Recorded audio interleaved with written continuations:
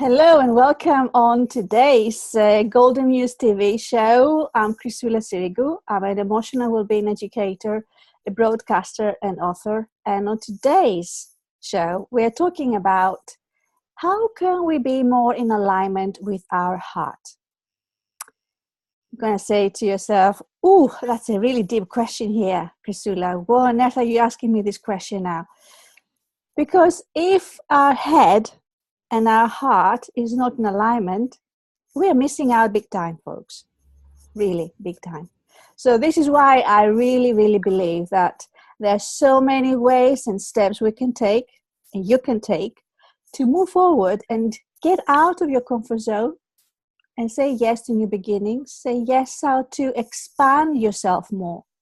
And expansion comes with some challenges, comes with some a little bit of struggle sometimes. It's not always straightforward. I cannot say from my experience that expansion always comes like, hey, go for it, and then it comes to you.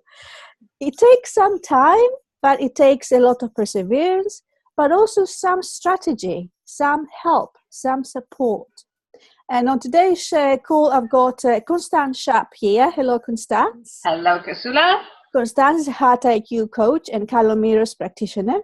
And Connie-Lee Bennett. Hello, Connie-Lee. Hi. Hi, everybody. Lovely to be connecting with you today. Yeah, Connie-Lee is connecting us from La Belle France. Yes, and Constance from the Netherlands. And myself, I'm based in Cheshire, in the heart of England. And a warm welcome to Dr. Seema Datta. Hello, Seema. Hello. And you're based down in London somewhere down south, right? Just outside London, Hertfordshire. Yes. Well, each and everyone's here on the call. We've got our own stories, our own gifts, our own expertise. So myself, I'm very much passionate about emotional well-being, equally Heart IQ coach and relationships coach. But I work with color mirrors and the energy of color, how we can actually release baggage of emotions and then move forward to expand more.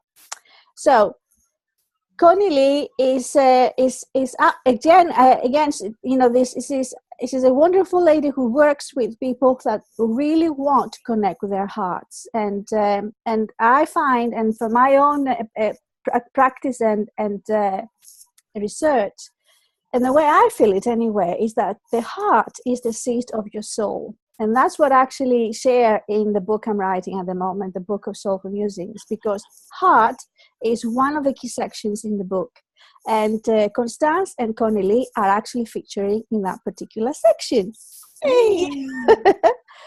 So let's start with a question. The question is, how can we be more in alignment with our hearts? And what is it that actually stops us from connecting with our hearts more, dropping in with our hearts more? That's the first question I'd like to ask you. Because when we don't do that, what happens is that our mind or our ego, most of the times unconsciously control us and keep us quite small and keep us sort of in a safe mode. Do you relate what I'm saying here? Yeah, I'm sure you have been there sometime in your lifetime. Maybe you're going through it now. For those of you who are going to watch it back, perhaps you are in that space right now, and it's okay. It's all right to be in that space as long as you start becoming more conscious of where you are, and that's what I would like to see this opportunity, this platform here that offers that to you. These insights, this kind of tools or guidance that will help you to get unstuck and move forward. Okay, sounds good? So I would like to start with Connie-Lee because, and then I'll move to Constance and then to Seema. Okay, sounds good? So yep. Connie, let's start with you, my dear. Wow, these are really beautiful questions. And I think that, hi everybody who's listening, just a quick hi, my name is Connie-Lee Bennett, and I empower women globally to connect with who they authentically are in their personal and professional lives. And how I do that is by connecting them with their soul's purpose. Mm-hmm. And this is the way that I'd like to answer your question, Chrisoula, is, you were talking about this idea of the heart being the seat of the soul. Mm-hmm. And that's really beautiful, because the heart is our guide, our emotions are our guide to telling us whether we're in alignment with our truth or out of alignment with our truth. And the question is really, how do I be more in alignment with my heart? And I think we need to take it one step back, if I may, and that is to ask the question, are we in awareness of what our soul's purpose is? Because when we are in awareness of our soul's purpose, we are then more open and aware of how we can connect with our heart. Mm-hmm. So what I'd like to do is I'd like to ask everyone listening the question, what is your soul's purpose? What is your purpose in this life? And become aware of your inner dialogue. Write down what it is that you're thinking. What is your purpose? Because we were saying earlier on in the beginning of the call, what is your head saying? Well, the head is saying, I need to earn money. I need to have a house. I need to be this type of person. I need to be on the radio. I need to be a broadcaster. I need to be on TV. Your soul, your head tells you that your purpose is, many different things for different people. But when you ask your soul, what is your purpose? This is the very first thing I ask my clients. What you'll find is that your soul's purpose is a feeling. Mm. And where do we feel that feeling? We feel it in the seat of our soul, which Chrisoula just said is our heart. And how do we know? How can we be more in alignment with our heart? Is to be open to feeling more, being the energy of your soul's purpose, rather than doing the energy of your head's purpose. So what is stopping us from being in alignment with our heart is doing our purpose, doing what we think we should, rather than being the energy of our soul's purpose. Mm. Mm. Yes, yes, yes, yes. Well, I allow it a little bit to sink in, because what Connie-Lee just shared is really beautiful and really deep, but not It's deep very deep. but not deep in the sense that, it's philosophizing deep. It's actually really true, really authentic. That's what I mean by depth. It's we always ask when we head towards a new start, or we want to make a new big project, or we want to buy something new, or whatever. We think like that, exactly like that. How can I make it happen? And then you start questioning, how could I find the money? How could I find the right people? How could I find the resources? Instead of actually sitting and creating a wonderful sacred space where you connect with the actual feeling of what you could be like to have this beautiful house, to have this beautiful car, to have this beautiful opportunity to talk about what you love on the radio or TV, as was, just what Connie-Lee was mentioning. So what will this make you feel? And this is something, I guess that's, what we're calling the art of allowing, or the manifesting.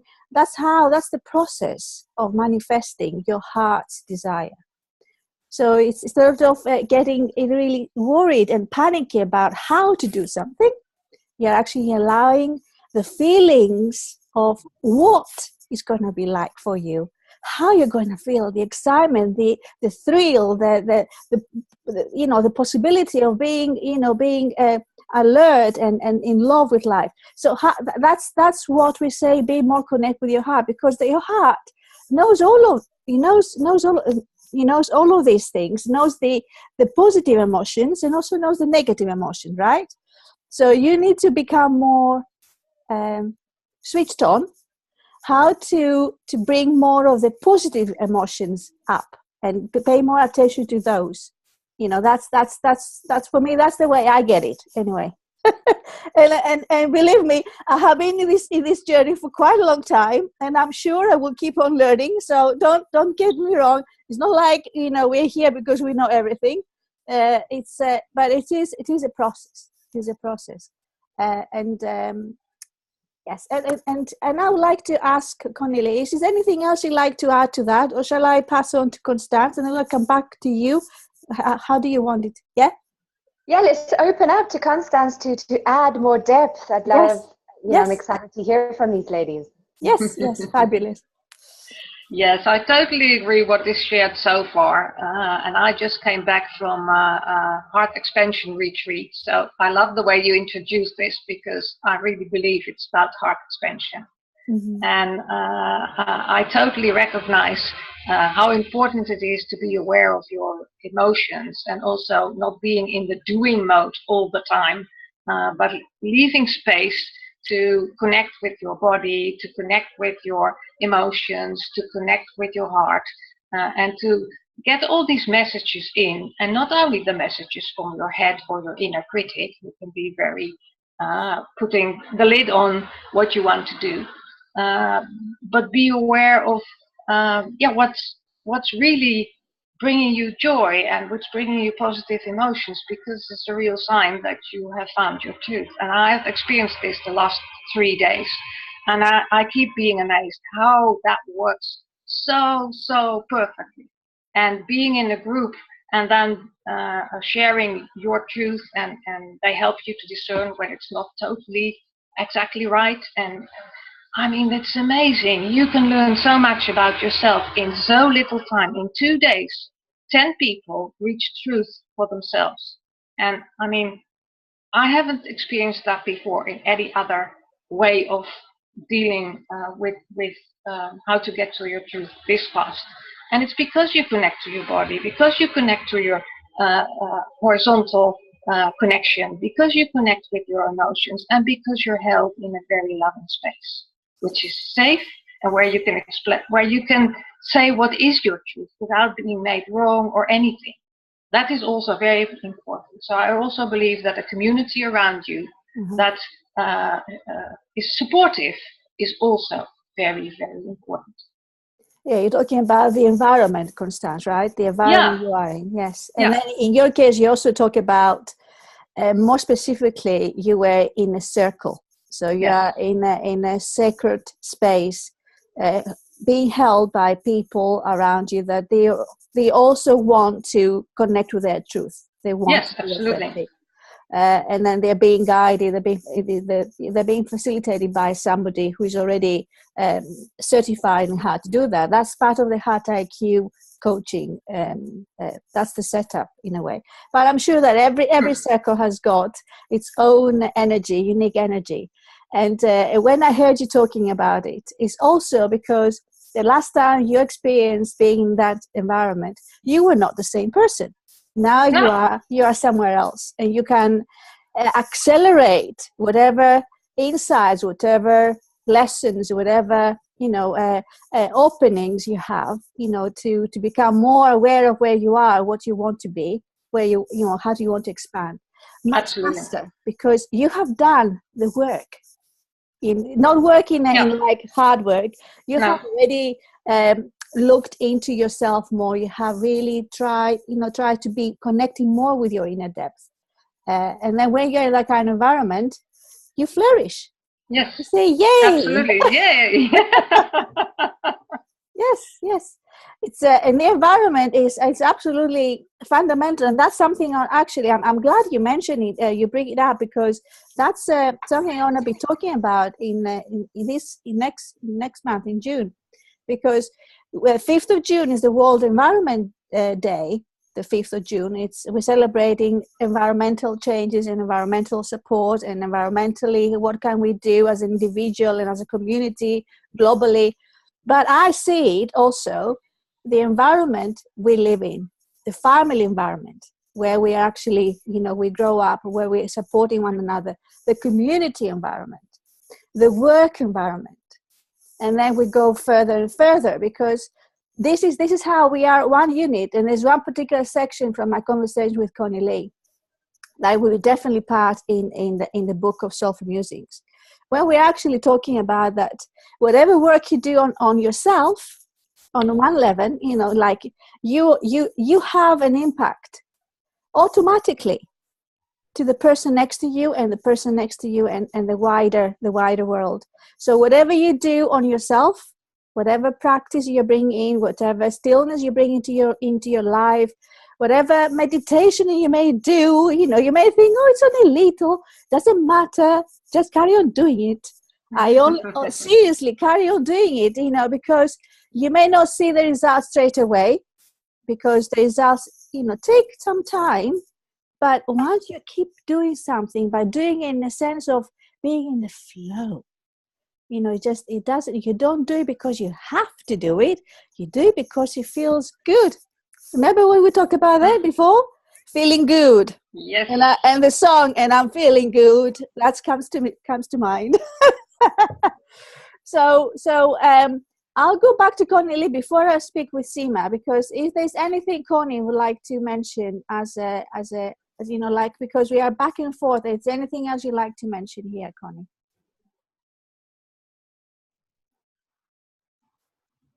No, I feel afterwards I'll come back if there's anything that I feel on my heart I want to share, but my heart is just feeling really open to receiving tonight as well. Brilliant. And I'm not getting anything to so share. You're feeling complete for the moment. I'm feeling complete. Thank you for asking. Perfect. Okay, perfect. So, okay, you may have heard about emotions, that emotions, you know, we sometimes we say, oh, you know, don't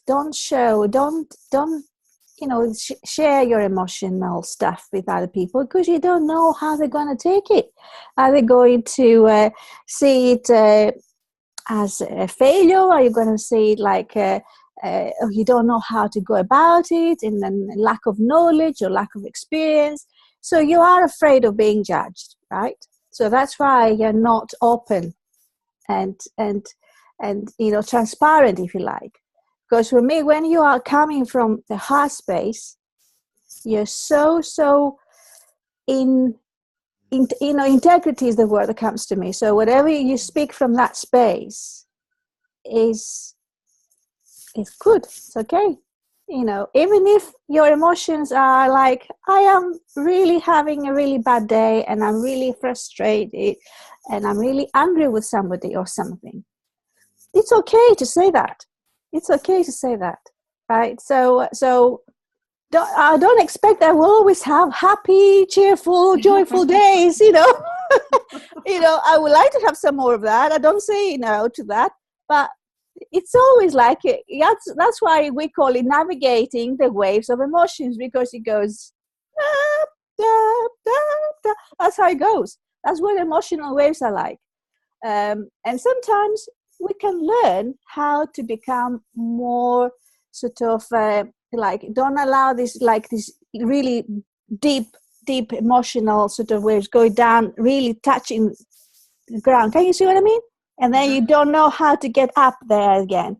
You know, this is what we're doing here. We are actually saying, okay, what can you do when you are reaching down these very, very low points? How can you come back out without having to energetically feel, oh, you can't do anything about it, right? So that's what I like to talk about in a moment, because I would like you to go away with some tips how you can bring that into your everyday life. I love talking, as you know, but I also like to be very practical, okay? Because if we don't put something into practice, we will always be in the same position. It will be nothing else you can actually get out of life, you know, experiencing the same patterns again and again. And I believe that we can actually, here in this life, to have everything we want, okay? And emotions can keep you small or keep you down, but emotions can keep you really open-hearted and loving life, okay? And again, in conversation with Constance, when she was sharing what she was doing, you know, to go through this, you know, hesitation to change her life, she was saying she was actually following the breadcrumbs, right? Yes. And that's what actually shared in the book of Soulful Musings. You know, the particular, what it took her, you know, her little story about, you know, her story about How did she move out of a situation to follow her heart? Right. So I'm coming to you, Seema, because you've got something really, really beautiful to share as well. Yes. And Seema is amongst many things. She's very passionate about. I don't know how many years old is Ayurveda. It's like it's been going on for millennia probably. Okay. I'm not. I'm learning about this because, as you know, I'm really curious and I love to learn. But Seema has actually, she's going to share with us a few things about something that really, really triggered me. And I said, wow, what you actually call it undigested emotions. Undigested emotions. Well, so can you explain to us, what do you mean by that, Seema? And what do you do to help us digest the emotions? Yes. Just like we have hormones to digest food. Yes. We say digestive fire. We need digestive fire to digest food. Mm-hmm. Just like that, to digest our thoughts and to digest our emotions, we have Agni, what we say, the kind of Agni that we call Sadhaka Agni. So that is so. Say it again. What is it called? Sadhaka Agni. Okay. You would probably know Vata, Pitta, and Kapha, 3 biological factors in our body, and each of these factors have 5 types depending on where they are best in our body. And this Sadhaka Agni is best in our mind, which helps us to process our thoughts. Mm-hmm. So what happens that if the thoughts are not processed properly, we can create misunderstandings. We can just not agree with another person or the particular thought. We can sometimes we think that it is difficult to understand, or that is because we cannot process the thought in a proper way. So it can be either you are not able to process it at all, Mm-hmm. or you can process it in a wrong way. Mm-hmm. So that all depends again on Sadhaka Agni, but that can, if it is not good enough, if it is vitiated, what we call. Yes, so that process is when disturbed, we can have unprocessed thoughts, which also creates unprocessed emotions. Mm-hmm. Yes, I think that the thoughts are created, thoughts and the information gathered by our 5 senses come together to create experience.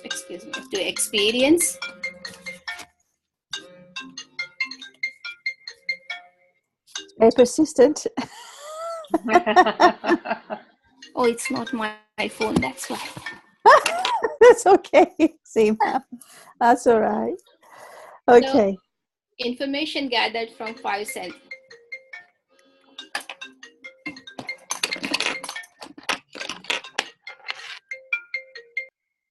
So we've got undigested thoughts that actually, or unprocessed thoughts. Probably the way I get it is maybe sometimes you call them unconscious thoughts as well. Maybe that things are actually happening and they come in and out, but we're not aware of them. Maybe that's how I like to give another word to it, but maybe not. Would you say that, Seema, that's the case?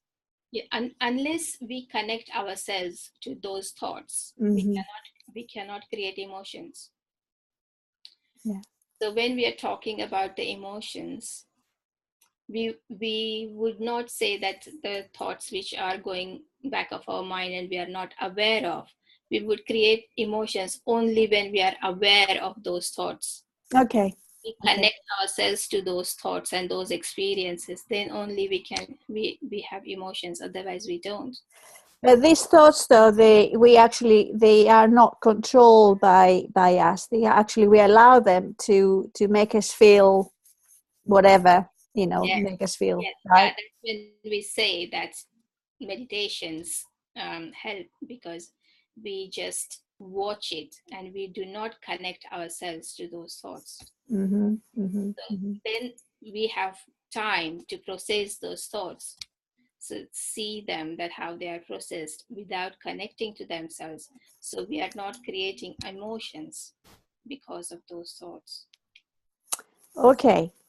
So in case then that these thoughts are not properly processed, if you like, and therefore they're creating these emotions, but Yeah. again they're not properly processed. So and therefore you call them, they're not digested. Okay.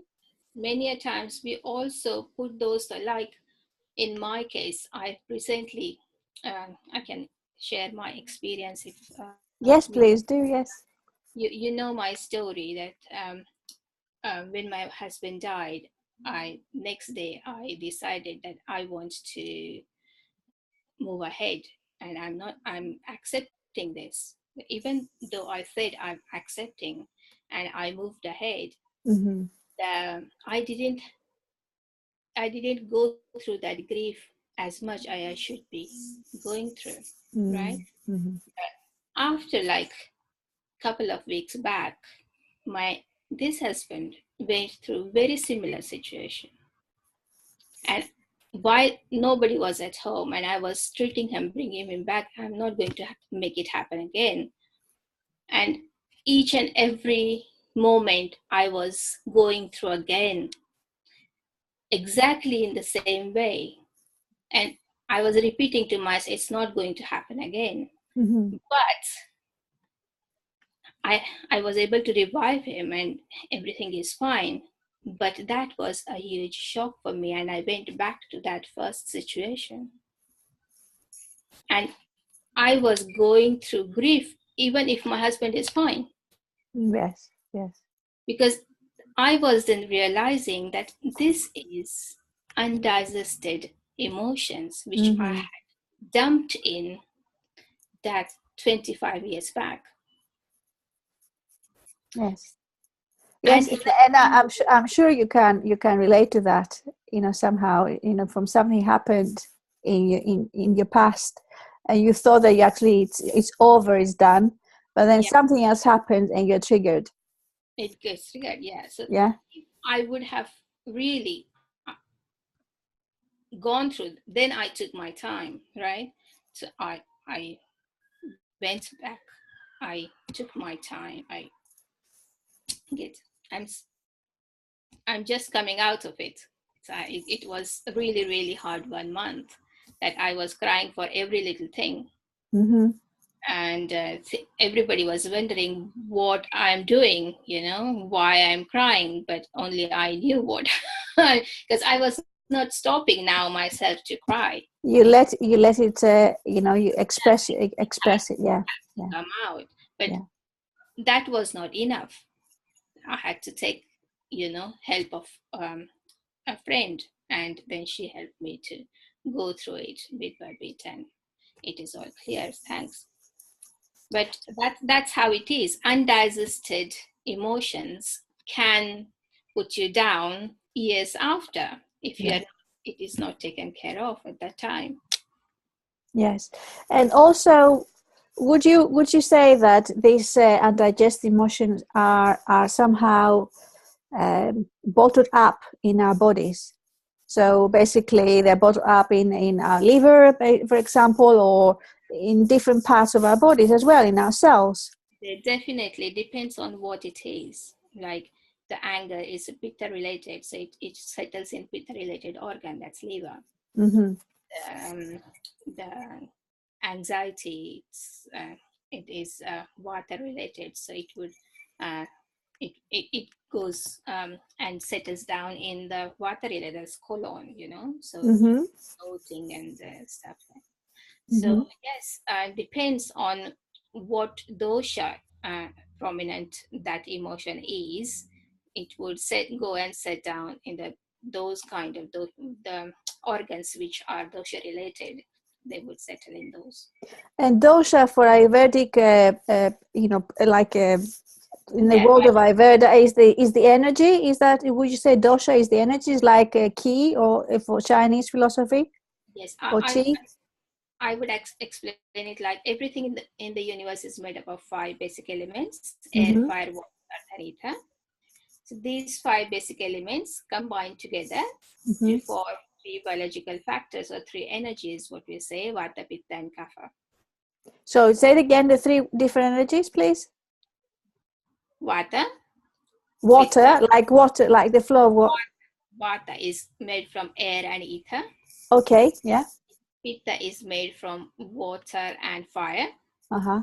And kapha is made from water and earth. So they have the qualities of the same elements. So like kapha would be more wet and heavy.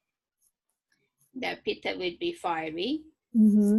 And the vata is unstable. It's like more of air components it has, because it's air and ether. Well, I don't know whether you ladies are interested in knowing a bit more about the different emotions, how they actually manifested in our body. So when you said about that anger is connected with liver, something I already knew, of course, you say, but then you say about anxiety is connected with colon. Okay, would you give us some more examples, just to make it a bit more clear to us? Seema, is it possible? Yes. How? What's like? The organs like heart, Yes. liver, small intestines. Uh-huh. They are all pitta organs where the pitta resides. Okay. So it's about the fire connected, fire energy. Yeah. So whenever something, if I'm a pitta person and something goes wrong and I feel angry, so that can then go. I can feel it in my heart. Mm-hmm. I can go and disturb the digestion. Yes. Because of the small intestines, it goes in, and then I can feel the anger. And many a times if we say emotional eating, I'm angry and I was eating, that's Yes, you do. Yes, we do. right. Or many times it is in the pitta, then again it disturbs digestion in them. Well, I think I'm connected with Peter, I've got to say. I've always had issues with my digestion. So it started when I was probably 18 or something like that, when I started feeling, because I was really anxious sitting at university exams, and I had a huge issue around that. And whenever I feel like, I know more about it now, so I can stop it, or I can regulate what I eat or what I drink. But I think overall, my colon actually will feel it when I feel anxious about something. Yes, absolutely. So I'm more of Vata, Pitta type, so I have both of them. Yes. Yeah. Many times when we are anxious, when we are anxious, we also go for the toilet many times. Yes, we do. Particularly when you're before an interview, maybe. Or an exam, how many times you say, how many times have to go to the loo? Yes. Yeah, so water related. Fabulous. You also have we cannot allocate, we need to come back and talk about Ayurveda in more depth, Seema, but if we talk about something that you can give us a tool, something for us and for our viewers to take on board. If you think about something like food related or herbs that could actually help to release emotional and then make them feel more relaxed, more at ease, what would you say it would be good to bring into our everyday diet? In terms of herbs, ashwagandha is the best one, which is which you can easily access here in the food halls or supermarkets as well. Seema, which one is it again? Just a bit. Ashwagandha. Ashwagandha. Ashwagandha. But I would like to say that there are 3 components which affects the imbalance of the doshas, which in turn affects the metabolic fire of the mental, the psychological factors. So that is yoga, not processing, not using your senses enough. Ati yoga, using your senses too much. Mithya yoga, using your senses in a wrong way. And prajnaparada, that is knowing that it is wrong but still doing it. So we see it a lot related to electronics, that we do too much of phones and TVs and things like that. That's Ati yoga. So watching too much of, being on your mobile all the time, for example. Yes. Even in the news, we can see too much of, the problematic news and things. So, which is really watching it again and again is too much. If you're watching negative news all the time, or even if you don't want to, we have to, because that is what it is available over there sometimes. So but then again, you can choose to watch, maybe a little bit of it, or you can hear the news every hour. You may decide to just, say no, switch off. Yes. So that's not to do at the yoga, not to do too much of it.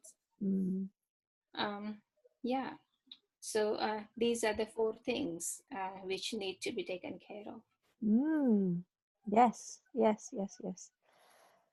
Okay, Constance, Connie-Lee, have you got anything to ask or to contribute at this point? I would like to ask something about how do you use your senses the wrong way? Because you mentioned that, and I'm trying to figure out what that is. Yes, using your senses in a wrong way means our eyes are supposed to be seeing some good, beautiful, nature or nice environment. But sometimes we choose to watch TV, and not only for a couple of hours, but sit down on the sofa and watch it all day. So that is using it in a wrong way. Yes. So your senses, then you're talking about the sight, the hearing, the taste. So how do we use them to connect more with life and connect more with how we feel? Okay. Even the hearing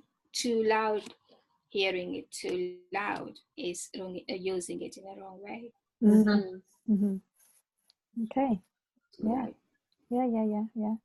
Well, or you choose to just expose yourself to the beautiful bird song, and it's just it's like paradise.